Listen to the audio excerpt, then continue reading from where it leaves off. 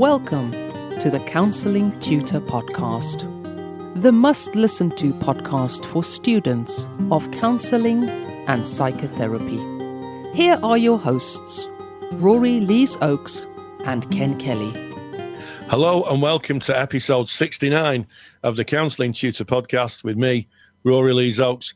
And with me is the man of many T-shirts, Mr. Ken Kelly. How you doing, Ken? Very, very well. Busy time for me. Glad to be here. Glad that we have such a super packed episode here today as well. One that I know you're going to find some value in. We are opening up, speaking about whether you should tell your client when on placement that you are a student counsellor. And if you are going to tell them, how do you tell them that, and what kind of effect can that have on the counselling relationship?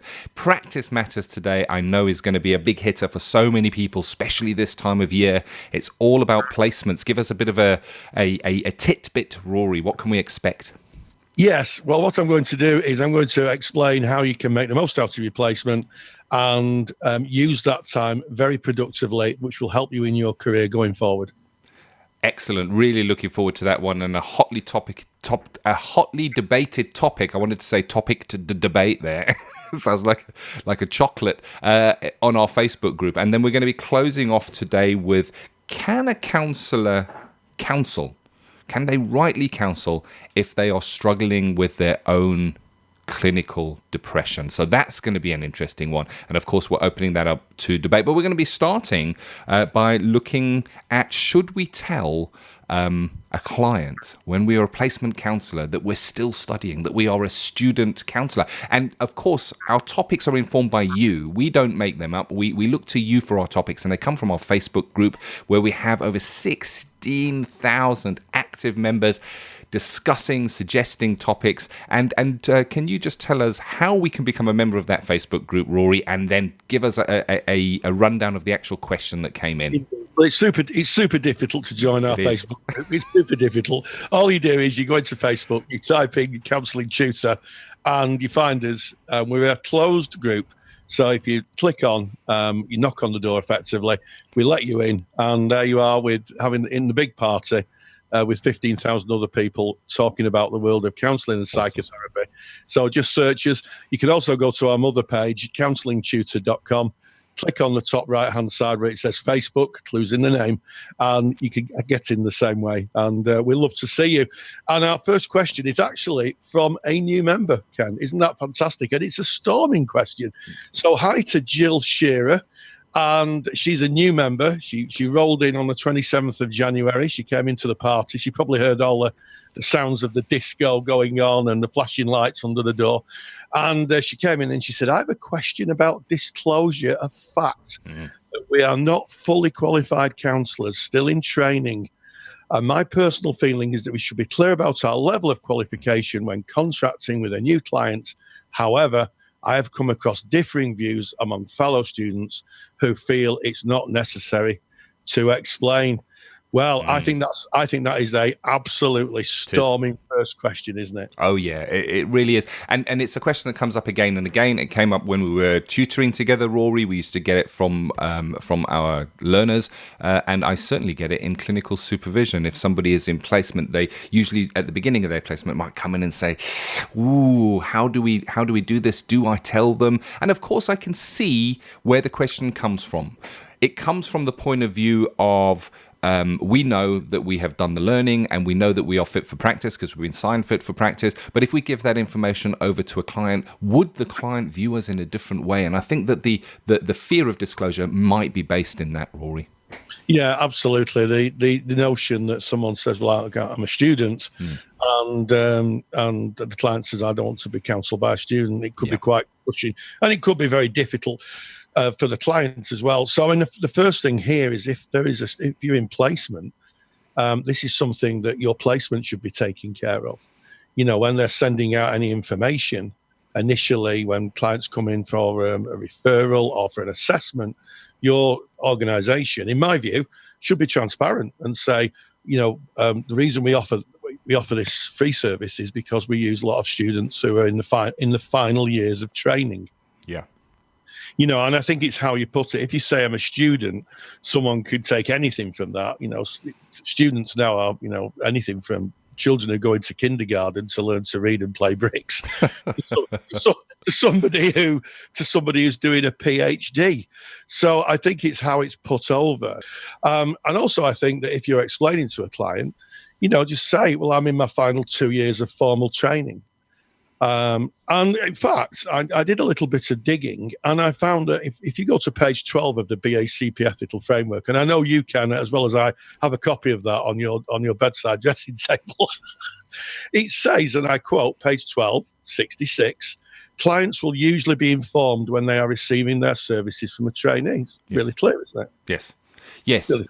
I like how you've put that over, and you started by saying the word student can mean many different things. So you're basically in frame of reference territory as soon as the word student is mentioned. So if you say student, it will be in the mind of the person that is perceiving student of what they think of that. They themselves may be a student, like you say, Rory, still doing their PhD, a doctorate after maybe 8 to 12 years of study. And they'd be quite happy to have a fellow student, a learned person. But it could also have the opposite effect where, student, I don't want someone experimenting on me. I don't want someone who is not qualified working with my material. So it's about that frame of reference, and I like how you've put that over, Rory. It's about how the information is put over. But before I go to how that information is put over, I just want to go to my view on this. You absolutely 100% must inform the client. And there may be differing views, but I'm going to nail this down and say this is my view. And I can see, Rory, with the nodding of your head, that it is your view as well, because it's about transparency. It's about congruence. And Carl Rogers speaks about congruence, and it doesn't matter what modality you practice. Congruence is part of that. Being real, being truthful, being transparent with the people that you are working with, because that's what we expect of our clients. So if we're holding something back, I wonder what effect that may have on the therapeutic relationship. So there's my starter. I'm nailing that down. Yes, it must be disclosed. But how it is disclosed is, I guess, up to the individual. So the way that I worked with it is, instead of using the word student, I used the word placement. I am a placement counsellor. And then I would say, let me explain what that means. Placement counsellor means that I've gone through my theory and my practice and my ethical studies, but there is a part of my studies where I am still under the college. I am under a supervisor, and I am in placement, and it's to make sure that if I come across anything that I struggle with, that I've got the support there. That's how I explained it. And I never had a single client in my placement times, and I worked in a doctor's surgery, so I had a lot of different clients coming and going who had an issue with that. But if they did have an issue with that, I had a contact list to be able to refer them to somebody who was qualified within the same practice. So they had that choice. Yeah, absolutely. And it does come down to choice. So one word on a little word on students. They are the most fantastic resource that is ever about. And I'm going to share a little bit of my experience. When I did my qualification many years ago, the qualification that I taught Ken, because Ken was one of my students, that's no secret, was a higher level qualification than I took, for sure. And when Ken taught with me, I remember him sitting next to me one day when the students had gone, and he said to me, "We never covered this in our qualification." Yeah. The reason for it is through the years, awarding bodies, and in fact it's the government now, because it's the government who set the curricula to some extent of Ofqual, who set the curricula for professional qualifications, have leveraged in more and more and more. And what placements are getting, and what you guys are, students, you are right on the arc of your learning. Yes. You're never going to be in a better position ever, because you've got your supervisor, you've got your tutors, you've got your study group. No other time, I don't think, after you qualify, will you be in a better place, unless you go back into formal education. You may do a master's degree or a PhD, but I think that if there is, and I hope that placement providers are listening to this, if a placement provider is saying to their students, don't tell the clients, what do they think about their resource, their students? Ouch! Cutting edge. You're on the cutting edge when you're Absolutely. a student. You're getting the information from the richest of sources. It is the most up-to-date information that you're going out with, and I agree with you. It needs to be in your contract, and if it's not in your placement contract, hey. Exercise candor, that's in the BACP ethical framework. Go to your placement and say, hey, why don't we let our service users know that we are placement counsellors? It should be in your contract. And I'll tell you one reason why it should be in your contract: because of confidentiality. It's a cornerstone of counselling. And we break confidentiality only in very, very specific conditions. However, I take a client's information to a supervisor. So I would say to a client when I was contracting that as part of my ongoing professional development and the monitoring of my practice, I will take elements from our sessions to my supervisor, giving them the information of how their information is used. So here's the question, and this is where it gets tricky. Do you take anything from your client's presentations to professional discussion with your peers within your college? Because I know, Rory, we used to have a session on professional discussion where the learners had the support of the college, the support of their supervisors, the support of their peers, and they might bring and say, I'm working with a client and with da-da-da-da, and I'm stuck in. Well, that's the client's information. You can't break that unless you've contracted that with a client. We were very clear on that, saying when you are working with the clients and you're doing your contracting, you just put in the extra line. And I have professional discussion with peer placement counsellors where there are times where I may take elements of sessions in there, but if I do, I wouldn't take your name in or anything that might identify you. But it is vital. It is vital for transparency, and I think it is an ethical obligation. But that's just me. I'm not speaking for counselling as an industry. I'm speaking for Kenneth Kelly. That's who I'm speaking for. Well, there we go. And Kenneth Kelly speaks with some authority. And I speak for Rory Lees-Oakes when I say I think that... I think that it is an ethic. I agree with Kelly. It's an ethical imperative, and if there are any placements listening who insist that their students don't tell, maybe they need to have a bit of a sit down. Yeah, a bit of a sit down, a bit of a think, because all you have to do is, if you've ever taught counselling, as me and Ken have, or you run the groups that we do, you just see what an incredible, fantastic resource students are. They're in our Facebook page every single day. What about this theory? What about that theory? Yeah. How does this work? How does that work? Motivated, dedicated people. Fantastic. I love it. And you know what? I just want to end this off by saying I am a student counsellor, because I learn all the time. When I have a session with a new client who maybe comes in with a new presentation, we learn together. I'm always learning. I do CPD all the time. I think that we are, I'm happy to wear a hat, cover up my bald head, Rory, that says lifelong student. And I'm proud to say that. I think when you stop learning and you know it all, that's when you should be worrying. Absolutely. And if you look at all those books behind me, that means I'm a student.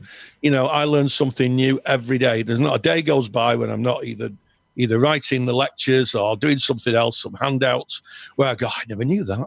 Wow. Or, wow, I could contextualize that information in a new way now. Fantastic. Absolutely. So to come to the end of that, there's that great question. Should you divulge that you are a placement or student counsellor to the people that you work with if you're on placement? Well, that leads neatly into Practice Matters, which is all about placements. And it's about getting the most out of your placement. So without any further ado, let's go straight in to Practice Matters. Practice Matters. Making the most of your placement. For those of you who progress onto a diploma or maybe a degree in counselling, the course curriculum will ask you for some work experience. Certainly this is the case in the UK. And this takes the form of an apprenticeship where you'll gain support from your tutors, peers, and most importantly, your placement, who provides the opportunity for you to work with clients and gain experience. Now, not only are placements really useful for getting those dreaded hours in, every student talks about getting their hours in, but they're also a bit of an untapped resource for other areas of your professional development and maybe your future career. They're really good for building contacts and resources which may help you when you graduate, because at some point, hopefully you'll graduate, and then you'll be looking to build your wider contacts up and to go and get a job. So I'm going to give you some useful tips to make the most of your placement. These won't fit for every single placement, but almost certainly some will. And the tips that I was given when I was a student, and I found them mighty useful. So the first thing is network with other therapists and staff at the placement. You'll be amazed at the untapped knowledge you can gain over a cup of coffee or a cup of tea. It's true. When I had a placement, I was absolutely amazed that the woman who answered the phone in the office had basically a polymathic knowledge of mental health services across where I worked. She was literally like an A to Z. You could name any single area and she would tell you who's in charge of it, what provision there was. Just an incredible resource, and just having a cup of tea really opened my eyes to the different agencies, the different types of support, and more to the point, who the principals were there, who the people you get in contact with, because of course she was dealing with them on the phone every single day, making referrals. She knew exactly who to speak to, and that really cuts out any kind of confusion and saves a huge amount of time. If you can email someone or phone someone up and speak directly to them, that's really useful. So make the use of your contacts, and also network with other therapists. One of the things that I saw when I worked as a placement was that they just had a wealth of information. As I said earlier in this podcast, students are just like a gold mine because they're right at the cusp of their learning. They're getting all the new information, brand new. It's brand new to them, and they will share it. And I can remember some just wonderful conversations that I had that filled the gaps in my knowledge with other therapists. Some who were placements who were doing a different type of course, and others who were experienced therapists. So make the most of that resource. It's fantastic. I'd also inquire if there's any training or CPD opportunities the placement provides. Some agencies offer free or subsidised training programmes. So a lot of bereavement charities will ask you to undertake a course in bereavement. And I know it can be frustrating that sometimes you have to take a course before you can work and gain your hours. But actually, you can write that down as CPD and as training. And in fact, if you look into the future, if you could look back at yourselves from the future into the past, should I say, it may be that when you come to do a training course, say on bereavement, a lot of what's been covered in your initial course may be covered in that. So some of them are really comprehensive. Some agencies also offer subsidised training, so you can pay a little and you can get on training courses. Or it might be that someone says, look, there's a training course going here. One of the staff can't make it. Do you want to go on it? In which case, if you've got the time, yes, please. Some agencies offer group supervision, and depending on your course, you may be able to claim this as part of the course requirements to save money on supervision. So you're really going to have to check with your training establishment here what their notion of supervision is and what they'll accept. However, I can say that I know a lot of courses that will accept half an hour of peer supervision onto the supervision log. And that's useful because you have to have 1.5 hours a month. But if you get to 8 hours, you've got to have an hour of supervision. So what you can do is if you've got a large client load, you can have 1.5 hours and half an hour group supervision and claim it on some courses. Check with your provider. But it's always useful. It can save you money. And here's the key thing, allows you to take on maybe a few more clients to get your hours down so you can get through your hours quicker. So that's useful. Some agencies have a staff committee. A lot of modern agencies, certainly my agency, had like a staff committee where you could ask to join and you went through an interview procedure and they would ask you your views on the agency. And one of the interesting things is you can get valuable experience how third sector, that's what the name that charities are given now, the third sector, works. And sometimes you can get access to commissioners, above all the kind of therapy and the kind of fluffy stuff that goes on in placements and counselling. To run it, it's a business. and the business is about money. That's a sad state of affairs, but it's a fact. And the people who issue money into charitable sectors are usually called commissioners. They're run by the local authority, and they're really the people who have to hold the purse strings and look for gaps in provision, and then they place that money for agencies that will fill that provision up. So you might get to meet the commissioners, which is really, really useful if you're thinking of starting at some point your own charity. You begin to understand the structure and how it works and the hoops you have to jump through. So that can be very interesting. And also, it's absolute gold if you apply for a job at an agency, having an understanding of how agencies work. Can be a big bonus. Yes, they want the counselling qualifications, and sure, they want lots of CPD and training, but also if you can write on your CV, and also I've had experience of how they run, that's gonna put you a little ahead of people who haven't got experiences of how a charity runs. The other thing you can do is, when undertaking your research module, ask the agency, are there any issues you'd like to research? In our Facebook group, we perennially get people asking, what things should I research? Well, here's an idea. Why don't you go to your agency and speak to the practice manager or whoever oversees the agency and say, look, are there any areas here that you would like some research? And if they give you a topic that you can research ethically and is relevant to your training course, you can actually put on your CV. While I was at the placement, I did some research on their behalf, which looks really good, doesn't it? It looks like you're a serious researcher, which you would be if you're doing serious research. So think about that. And finally, get a copy, if you can, of the agency's policies and procedures. Now, some courses ask you to provide evidence of your understanding of a policy and a procedure. And a policy basically is the things we do, and the procedure is how we evidence we've done it. That's basically it. But it's useful if you can actually do this very early about policies and procedures. If you're asked to evidence it as part of your panel portfolio, it's kind of second nature, so it's not a struggle. So ask your agency if they've got a copy of the policies and procedures. Some will give them out, and some won't, citing that it's sensitive information. But if you have policies and procedures, you should at the very least know them, because how would you know what to do if you weren't told what you had to do? So I hope those tips are going to be really useful for you.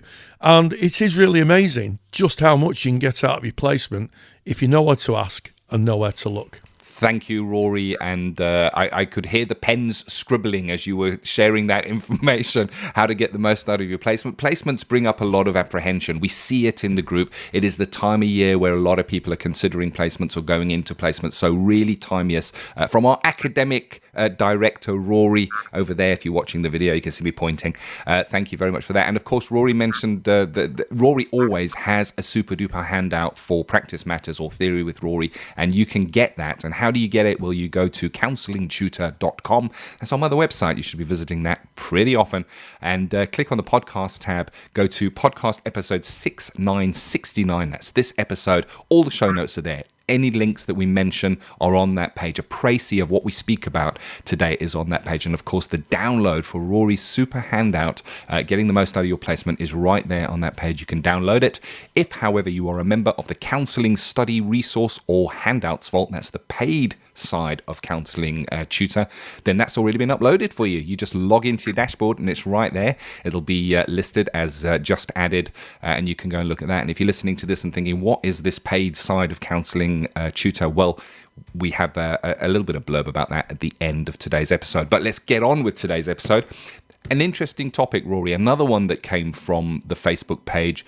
Can you work as a counsellor if you are struggling with your own depression? Interesting question. Interesting, and it's a question from Elaine Benson, one of our Facebook members. She says, just a question to throw out there: if a counsellor is diagnosed with depression because of the meds they have been taking, would you seek private counselling and take some time out from training?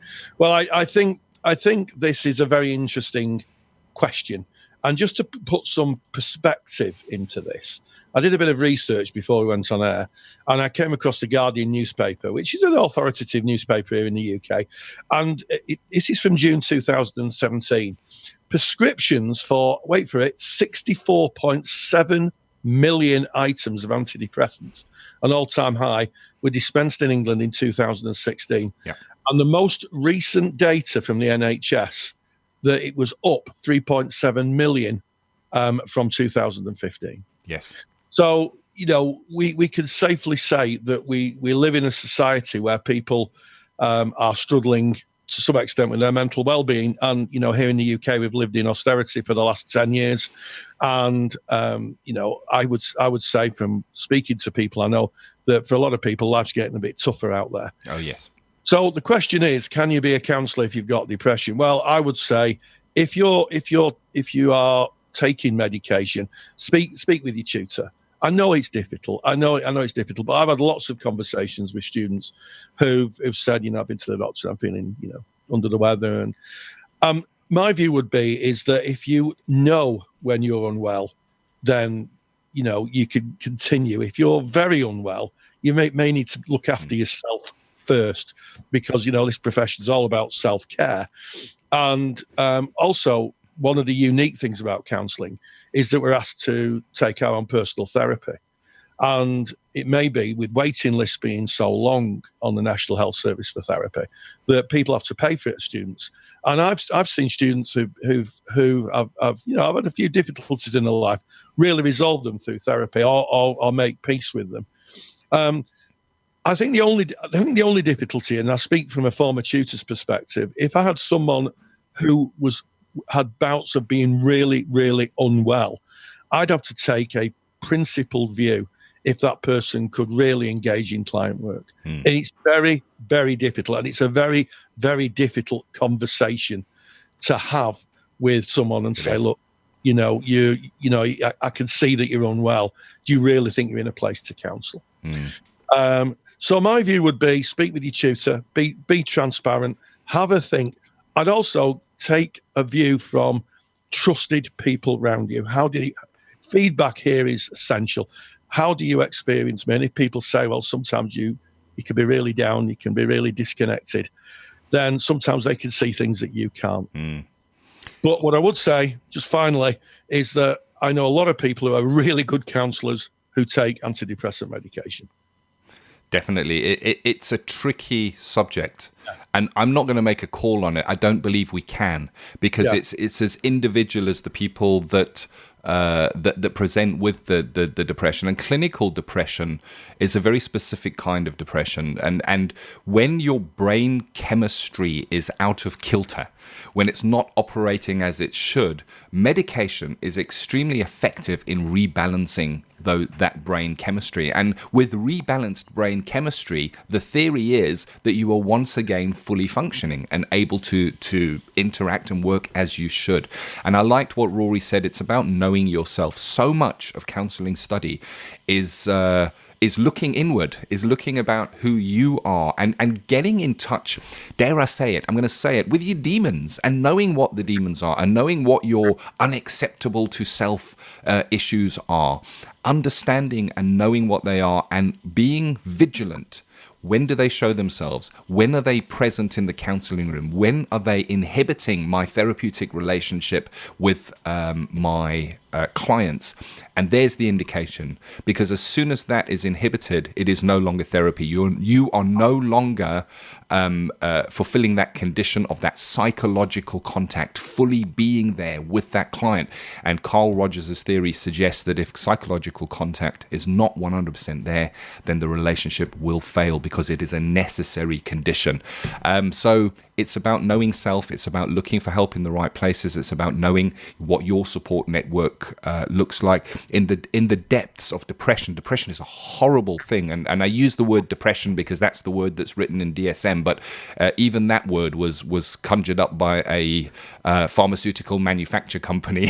But in the depths of depression, when somebody can't get out of bed, can't face the world, finds themselves in tears for no apparent reason, no, you don't want to be putting yourself into a position where you are there for somebody else with their pain and their burden.